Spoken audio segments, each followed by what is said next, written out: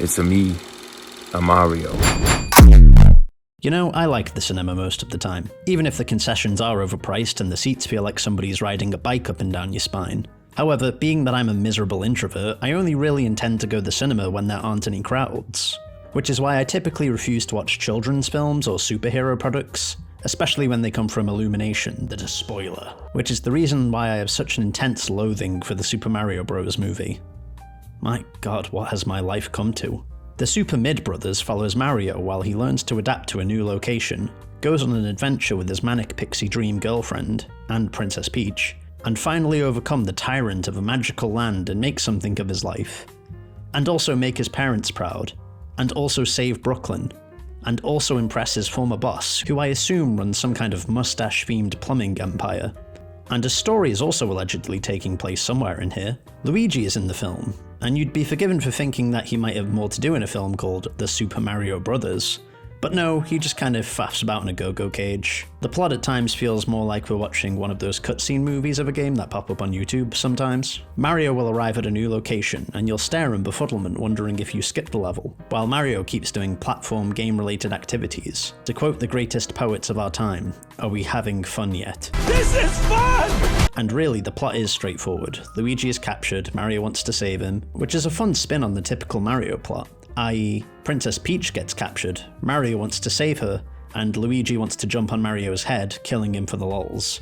On a craft level, the animation is okay, if a little too dense with information at times. The designs of Mario, Luigi, and everything to do with the Mushroom Kingdom are genuinely great, and whatever else you can say about Illumination, its directors always make dynamic use of the camera, though you can occasionally see the cracks at the seams, especially whenever the characters and locations have to actually move too much. Bowser and Donkey Kong are especially wonky. Their skin textures stretch whenever they have to move too quickly in a scene, apparently taking inspiration from the ahead-of-its-time corporate dystopia film The Super Mario Bros. The start and end of the film predominantly take place in the real world. Brooklyn, New York to be specific, which I found a little confusing because the trailers didn't seem to indicate that the movie was a horror film. I'd describe this choice as borderline uncanny. The real world, New Brook City, is a mix of hideous Illumination character designs and what appears to be a person's first time trying to create photorealistic imagery in Blender. It just doesn't blend very well. These real-world characters are very basic archetypes: the bully boss, the snooty rich people, the family members who don't believe in you. On that subject, we meet the extended Mario house. They all seem to be somewhat normally proportioned. Then you have Mario and Luigi, the Hezbollah brothers, running around in a world of Illumination Cabbage Patch Kids. That sadly once again remind me that yes, this is an Illumination film. The third act also has a bizarre moment where Bowser corners Mario and insists that he won't fight him back because he's a coward. And at first Mario doesn't and appears to have a panic attack. And all of this just comes out of nowhere. Mario spends the entire film up to that point being the brave and adventurous one, taking on new challenges, with a single-minded determination to save his brother. Luigi's the coward.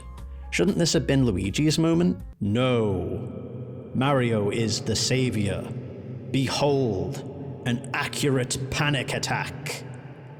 Cinema. Princess Peach, typically recognized as the franchise's damsel in distress, is upgraded in this film to highly competent yet totally impotent action girl. She only really seems to be here for the peaches. Let me get into that a little bit though. So it's established that Peach has been in this world for a long time and is used to its rules. She's mastered its powers and at one point easily beats Bowser and his army. Yet for some reason Mario is necessary? Why couldn't this have just been a Peach film? Brand recognition. Character growth. The conflict of the film ends with Mario cashing in a plot coupon, in the form of an invincible star, and beating Bowser senseless. Luigi is also there. He's always also there. The humor is also particular, relying heavily on references rather than wit. Bowser has some humorous scenes, but the joke of every scene is, isn't it absurd that the turtle monster does this? Which, yes it is. And oh look, now he's having a wedding. Turtle monsters aren't supposed to do that. What will they think of next? Besides that, we have an avalanche of references in place of jokes that feels more like being trapped in a broken elevator with a superfan of Mario rather than actually watching a film with well-constructed jokes. Hi, did you know Mario was originally called Jumpman? Hi, did you know a frog is the antagonist of SMB2? He's cat now, so cute. Actually, the cake is a lie. Peach is eating Mario's meatballs. Mamma mia. Insert genuinely funny Bowser scene, rinse repeat, and roll the credits. Money. I must admit that despite myself, the film can be nice and comfy. So if you're a child, or a child at heart, you'll probably get some joy out of it, and if you're a soulless, joyless goblin man like your faithful narrator, well, at least you can get an extra hour of sleep before your next shift. Oh, before we go, can we talk about how much of a raging psychopath Mario and his friends are in the games? Imagine you're a Koopa, and the last thing you hear before you're killed and your corpse is used as a weapon against your comrades is bing bing wahoo! From my point of view, Mario is evil. And you just know Illumination and Nintendo are salivating at the prospect of a cinematic universe that's all the rage these days. I, for one, can't wait for the Link movie, where Link will be voiced by Steve Carell, and Ganondorf will be voiced by the recently exhumed corpse of Peter Cushing. Or when they make the Kirby movie, where Kirby and Meta Knight will have a big gay makeout session that gets cut out of foreign releases. Oh, while we're on the subject of that as well, honestly, when you look at Elden Ring lore videos out there on YouTube, it's genuinely shocking that nobody's done something similar for Subspace Emissary. I'm not sure what's happening here, but I'm sure it's important. Somebody get on that. Oh, you're still here? Check out my other videos. Like, comment, and subscribe if you're inclined. If not, could you piss off because you're really starting to worry me. And I just want to say a quick shout out to my patrons. Hello, Mario.